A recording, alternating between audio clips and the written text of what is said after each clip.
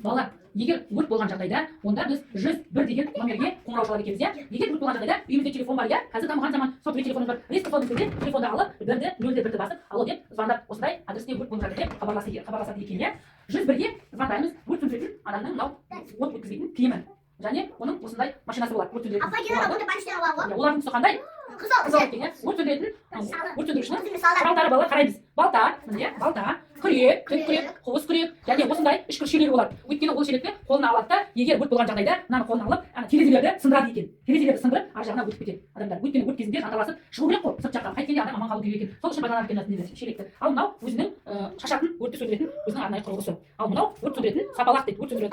Сөйтіп ұрып жерді сөндіреді екен. Ал мынау өрт сөндірушінің бас киімі, мынау үстіне киетін, денесіне киетін киімі. Сонымен қатар өрт сөндірушіне мынандай арнайы құм болады. Өрт жанып жатса, үстіне мына күрекпен құм лақтырса, өрт не істейді? Сөніп қалады екен.